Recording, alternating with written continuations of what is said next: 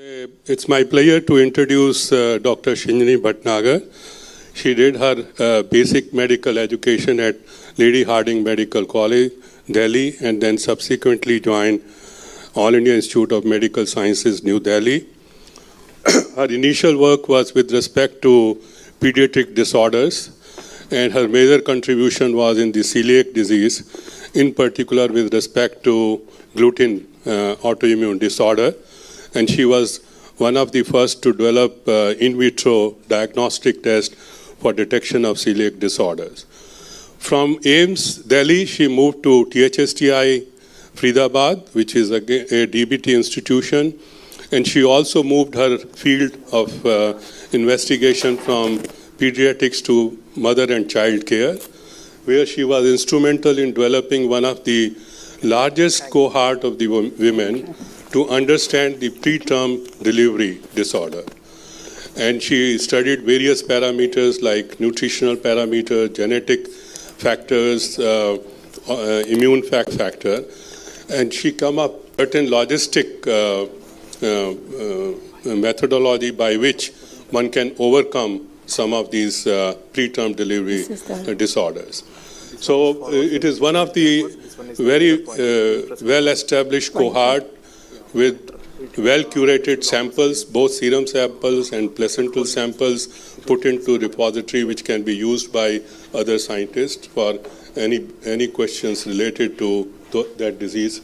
So Shinjini Bhatnagar, we look forward to your talk. Thank you, Dr. Gupta. So I'm a pediatrician, and but fortunately have grown up in a group that was mentored to believe that we can serve our patients as well through good science. And so it's really a pleasure. Thank you so much for having me here, because to talk to a distinguished audience of some of the work, share a journey that is different from the other physicians. I represent a group of physician scientists who want to think differently because our mentor, Professor M.K. Bhan, made us think differently. And therefore, some of it will be work that we have done with him, and some after he left us some years back. So, solutions to complex human problems. We are being able to understand the translational value of our work and not working in silos. So that's how we started, and I really strongly believe that the environment that we live in which we work is where it influences the questions that we ask and the kind of work we want to do. So where did our journey begin? It was in the crowded OPDs at the All India Institute of Medical Sciences, where we saw these babies coming in with disturbing images, dying of dehydration. We realized that they required a better oral rehydration solution. Some intestinal perfusion studies and experimental models, where as a young physician I used to observe, and also some adult human volunteer studies, which we did ourselves.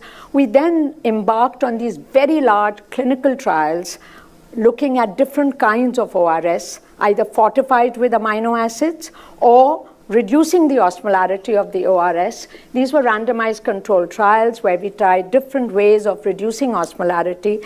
And after 10 years, and that's one of the messages, I don't know, there aren't very many young people around, it took us 10 years to come up with a solution which was low osmolar and was significantly better than the standard WHO ORS, which had come into existence during the Indo-Pak War by Professor Dilip Mahalanobis, and was in medical history at that time.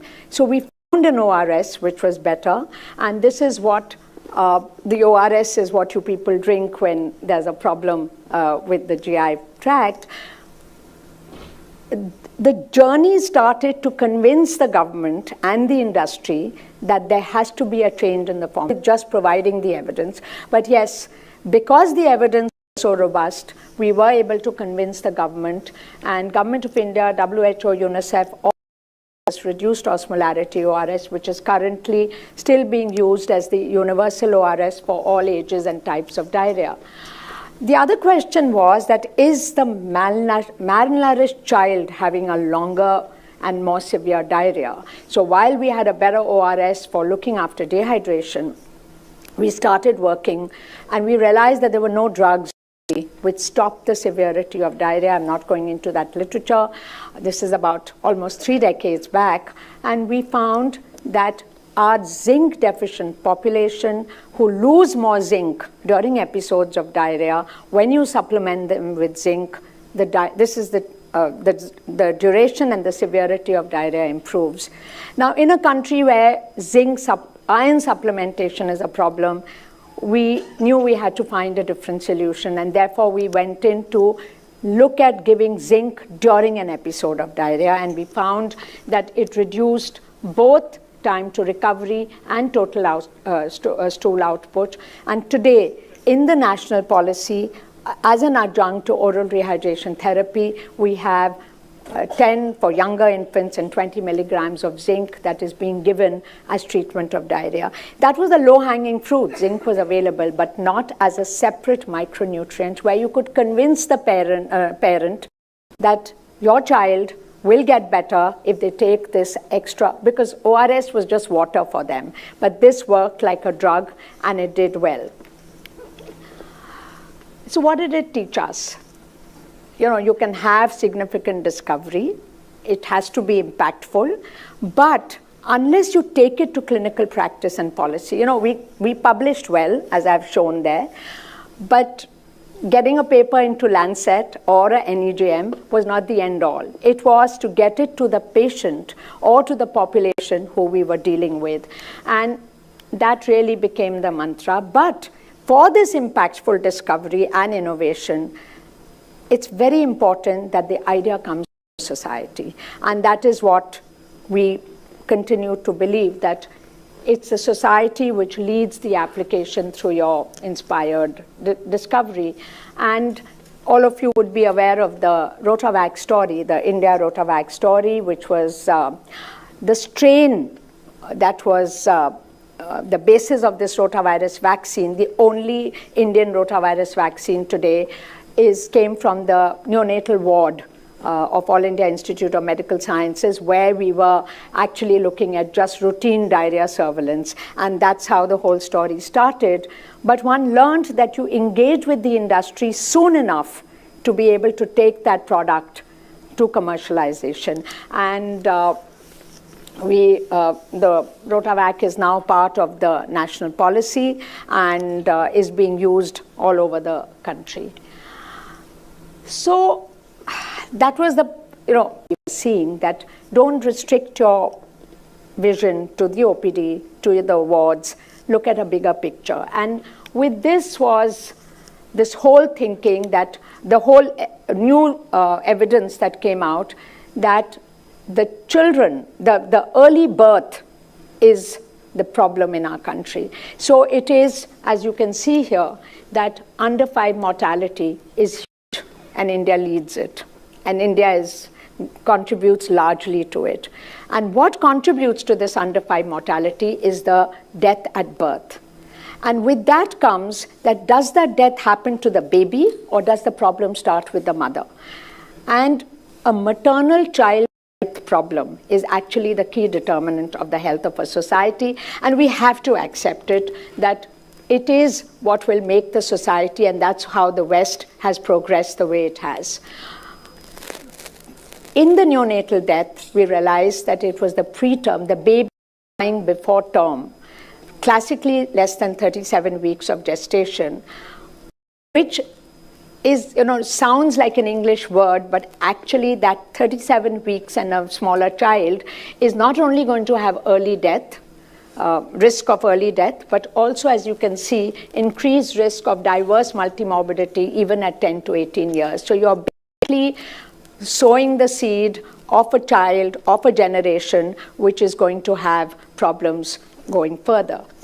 So we decided that as Dr. Gupta said, I moved to THSTI at that time, and this is the new area that we were able to develop.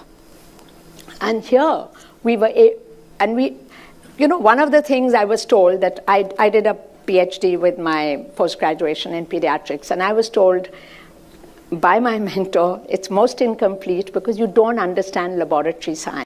You need to, as if you want to grow and develop and contribute to this area. And that's a time when we were able to do this. It gave me a very different environment. I felt like an outlier there, but realized that that's the way.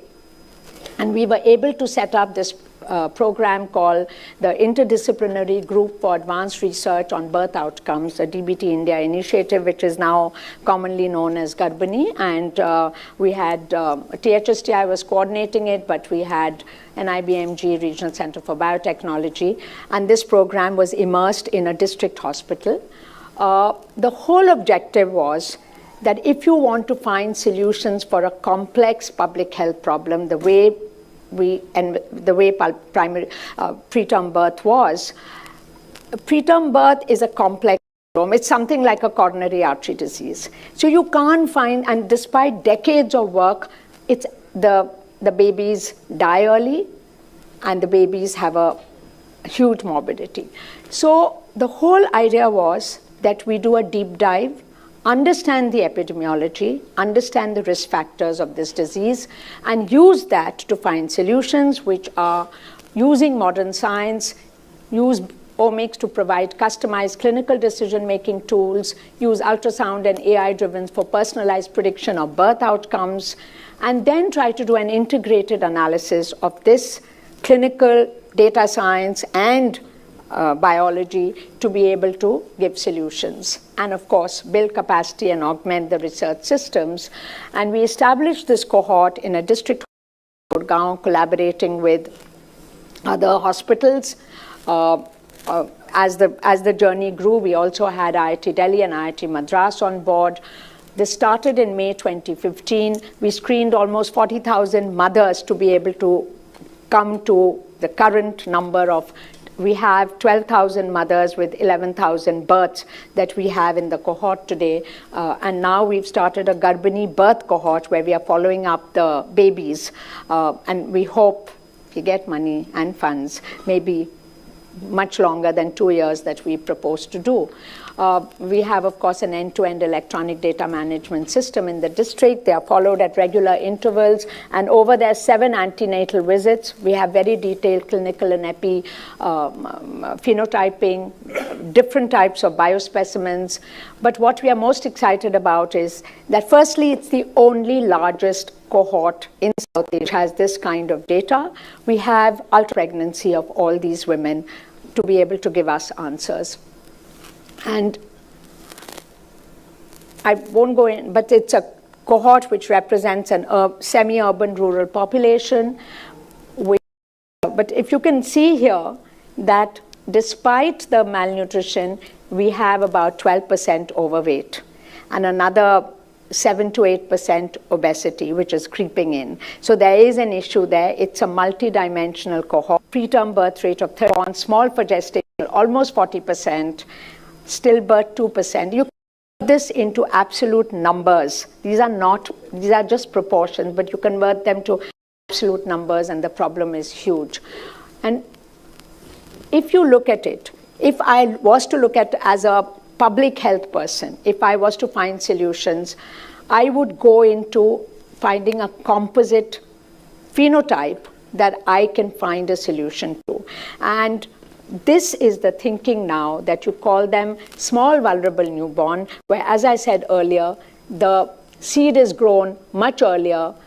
If they survive the journey of pregnancy, you have a small vulnerable newborn who can be a preterm birth, a small for gestational age. And what our country has is a double disadvantage, preterm birth and a small for gestational age. And please don't look at percentages, look at the absolute numbers. A stillbirth rate of 2% is huge in a country like ours. So we then now are looking at intervention packages for these small vulnerable newborns.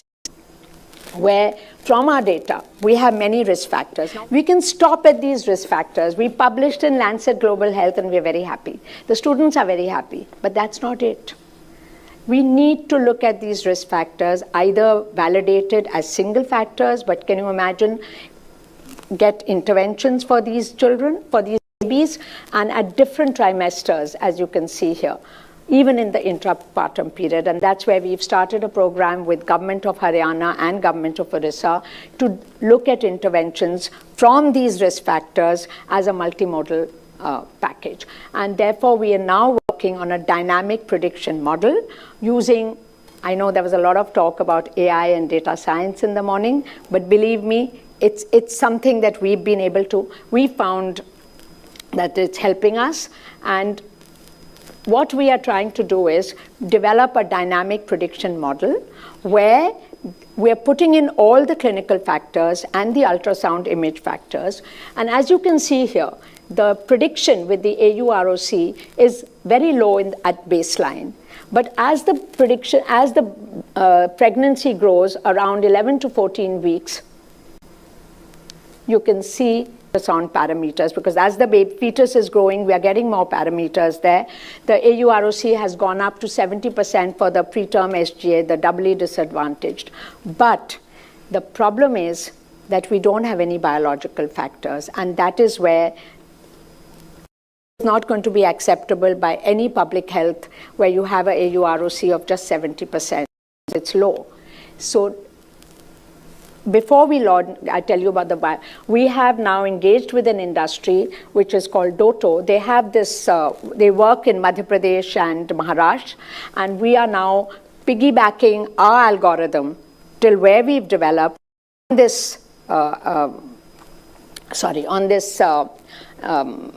app that they have, and we are going to be testing it in the population in Maharashtra and in Orissa and Madhya Pradesh.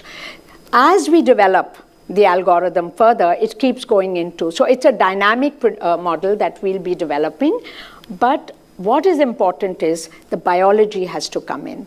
And with the biology, we have, which is led by Dr. Partha Majumdar and Arindam, where we have done the first time South Asian GWAS of 6,000 mothers, found the SNPs, and from the SNPs and the European data, we've been able to get 66 SNPs, which have a very strong prediction for preterm birth, and now we are developing an assay for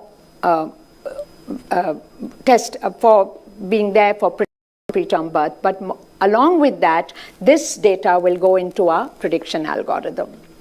Similarly, we have, we've also done, and Arindam and Partha would be able to tell you more about it. This is published data.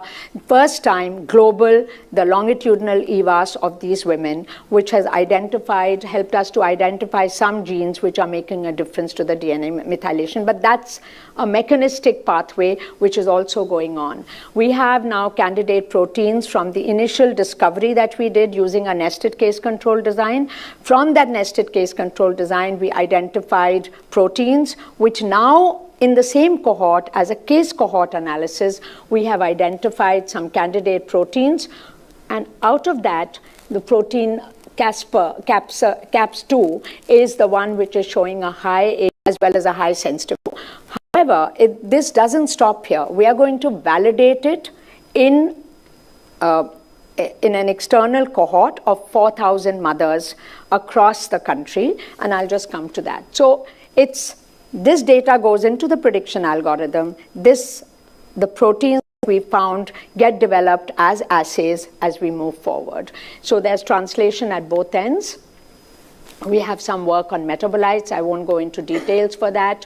We have also, with the human vaginal microbiome, now we have dipsticks, which pick up the lactobacillus, which is very strongly associated with preterm birth.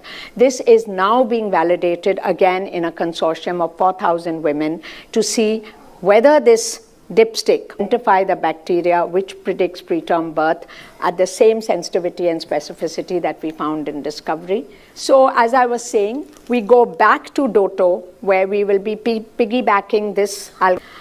And once we have found this, so I'm just telling you the way forward, once we find that this algorithm is working at the AUC that we want, we will then take it to our consortium of 4,000 cohorts to validate it. If it's going to be used for a clinical decision, we will have to conduct randomized control trials. But that is the next 3-4 years.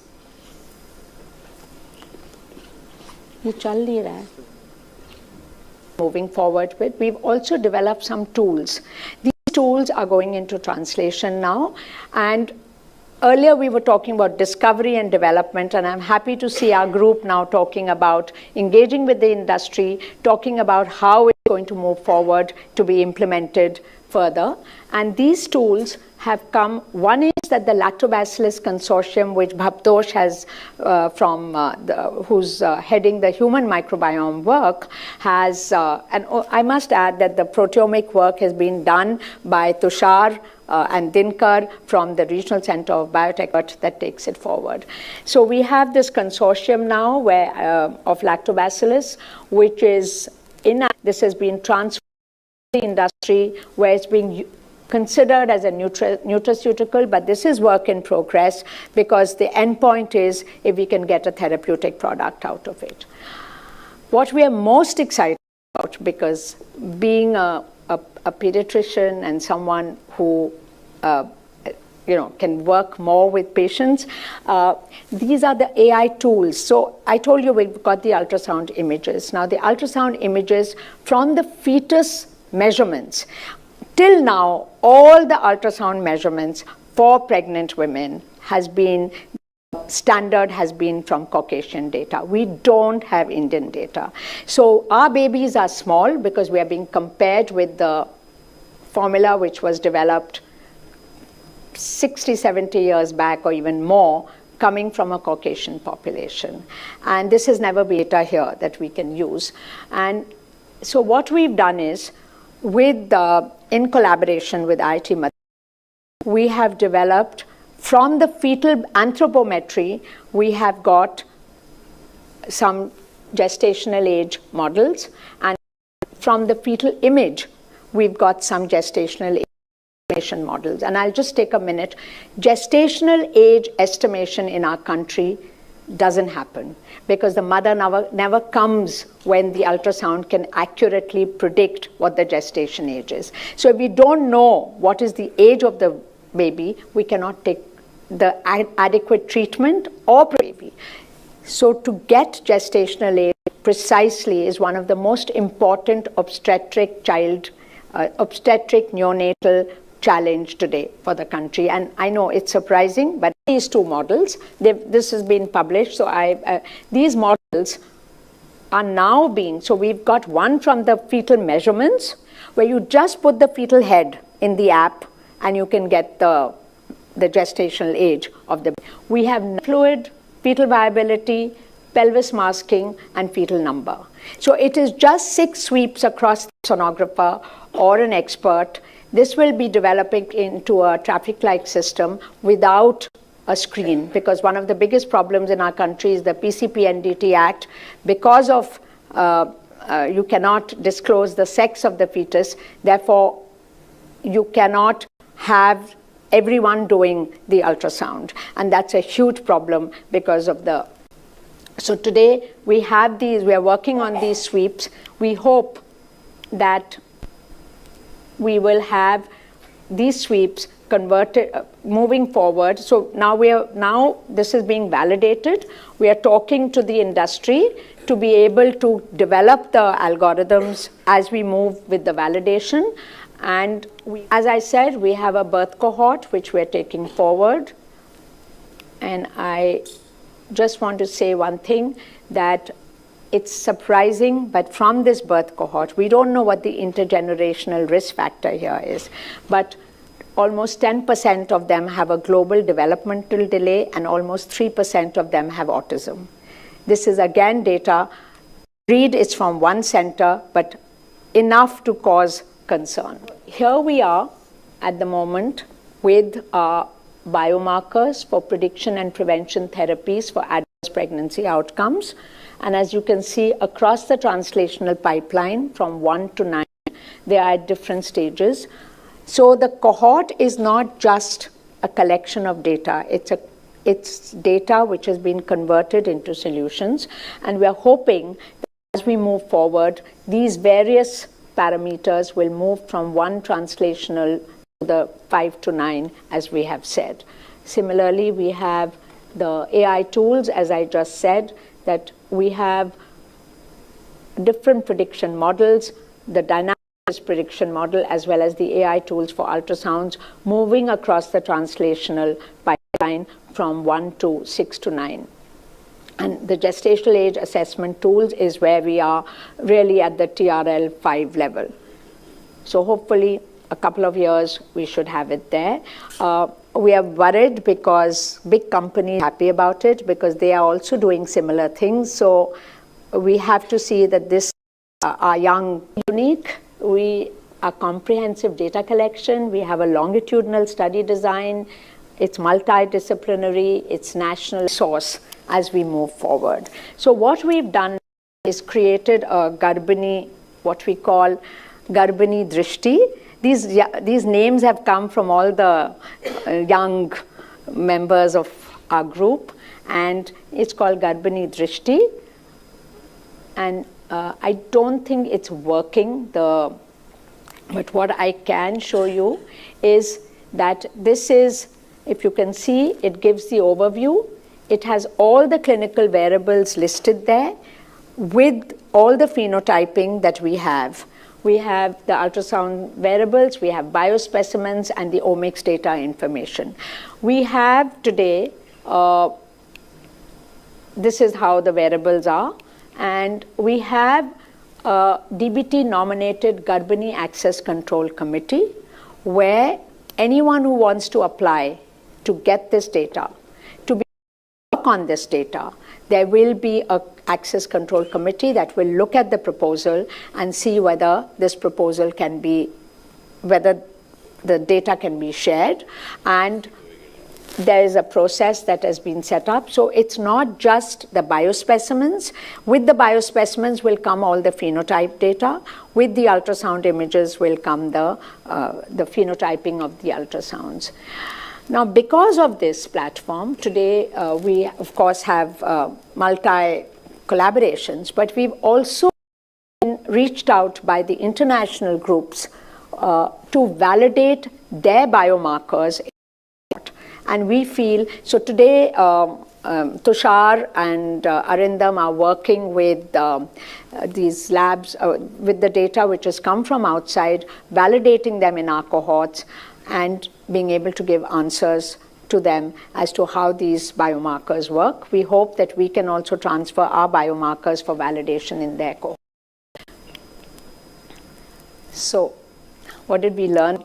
And the story will not finish without all these members, and of course, we remember Dr. Mahan, who pushed us on, has been part of this journey. And it isn't over. We are hoping we have some more answers soon. Thank you very much. Thank you, Shinjini, for finishing in time. If I have your permission, can I ask Partha Majumdar to make comment before we open the talk to the House? Would you like to make some comment? You said this so well. Shinjini said this so well, so I really don't know what to add. Essentially, it's been a very nice journey. I recall the days when we were thinking about setting up this cohort, thinking about the sample sizes, etc. And then over a long period of time, we actually developed processes, SOPs, etc., to collect the data, store the data, etc. Even getting from the hospital to an adjacent building with the biospecimens needed a lot of negotiation with the hospital authorities. So it's been a long journey. I just want to mention that this particular protein, Cas2, calciophosin 2, that eventually has come up and is being tested as a biomarker for preterm birth. We still don't know its function very well, except that It's a calcium channel transporter and transports ions, etc. It's been implicated in brain development, it's been implicated in autism, and now in preterm birth. So it's probably a molecule that has multiple roles in various organs and tissues of the human body. But this has been something that's quite interesting, and Shinjini independently worked with IIT Madras to come up with some machine learning models. That is also so overall, I think it's been an exciting period for us. But it's Condi doing it now. Oh, it's Condi doing it now? Yeah. Okay. Yeah. So again, yeah, there are multiple people who are handling this data, and most importantly, the data are available in the public domain. The biospecimens are also accessible, but it's restrained access. So anyways, Shinjini can, if you reach out to Shinjini, she will be able to provide the details. Uma, yeah, sure.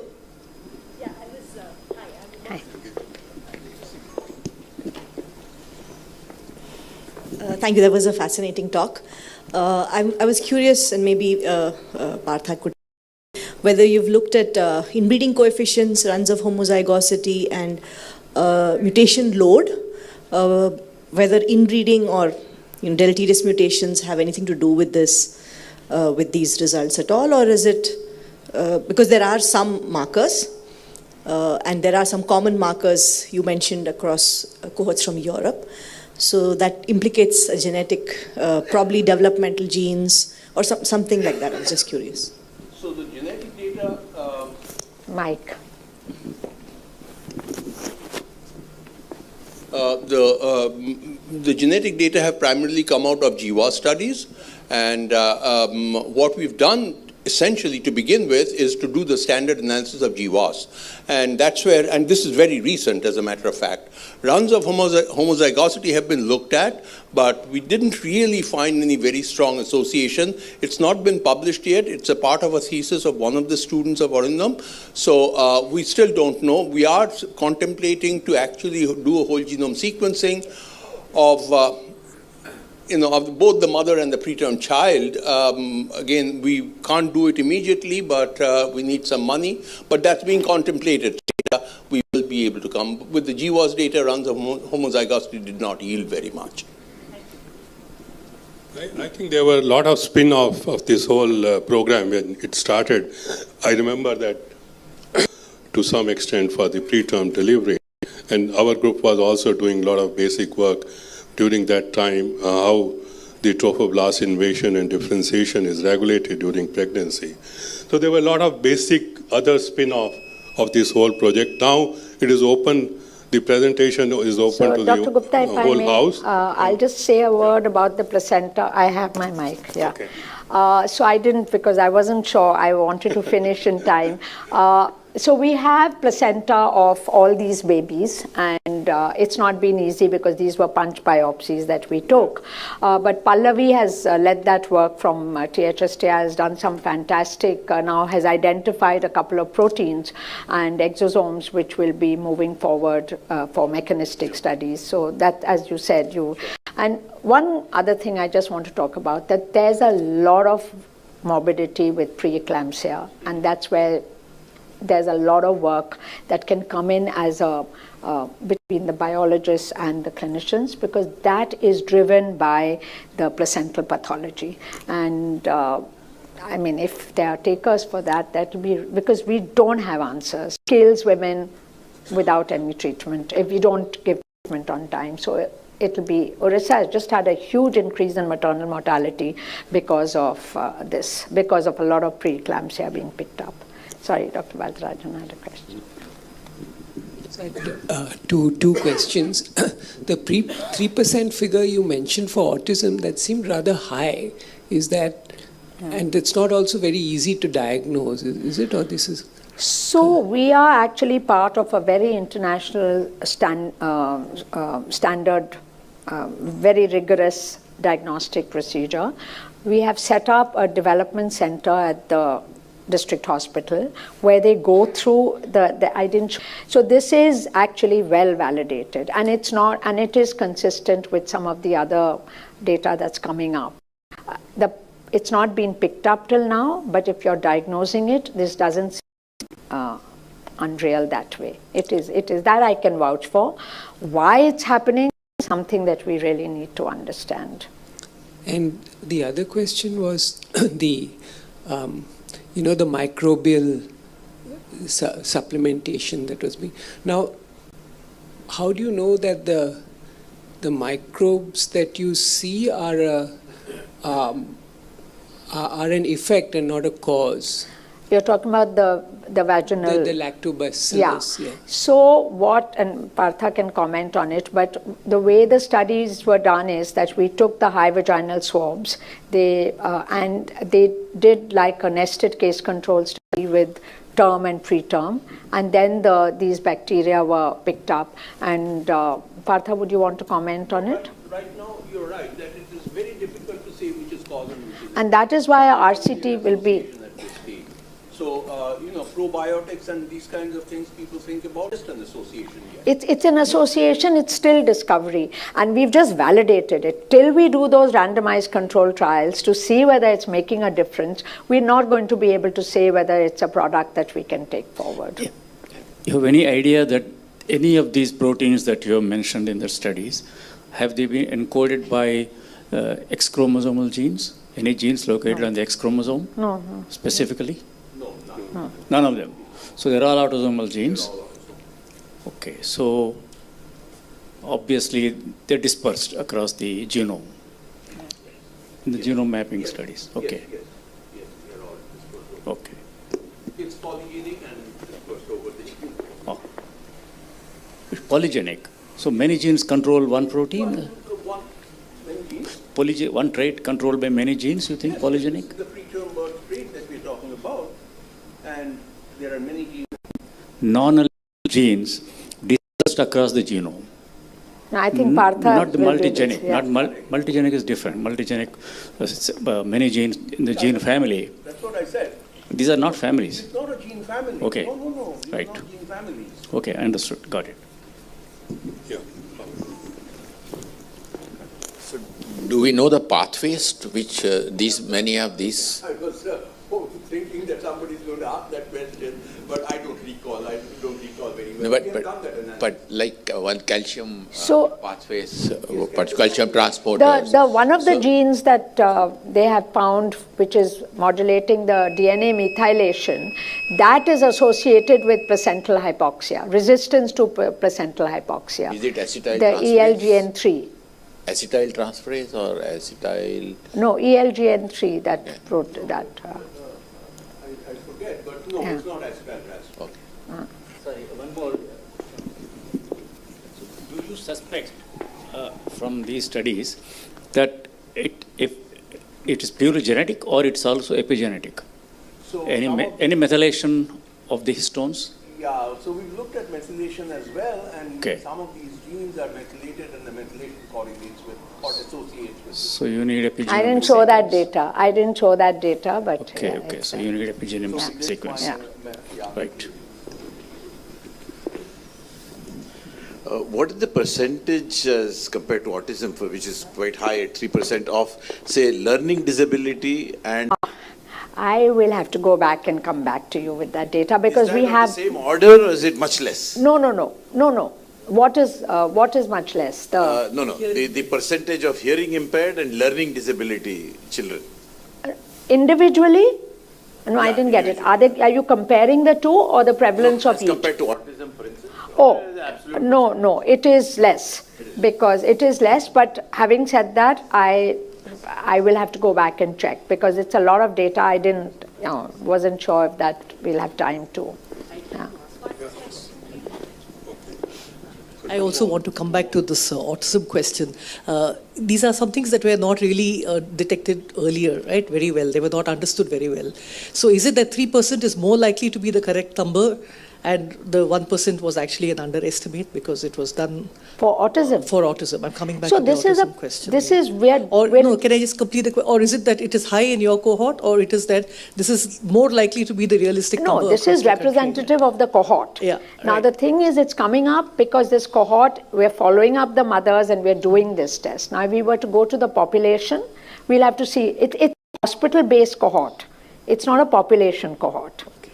So this 3%, I knew this would, because it is, we were surprised ourselves that, but today, I just want to share with you that today our autistic clinic at All India Institute of Medical Sciences is brimming over.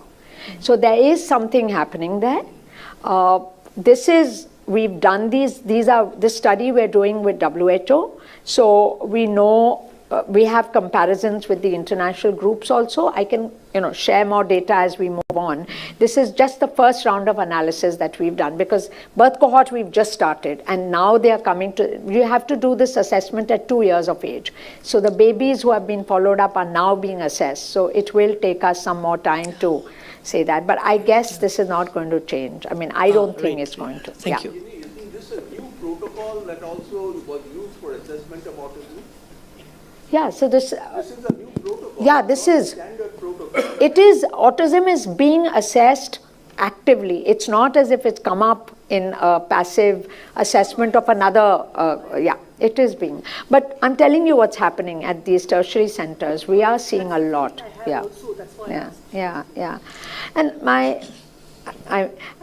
just want to express that there's just so many questions sitting there to be answered. Particularly, we have the generation, the mothers we have at birth, and we now have the babies.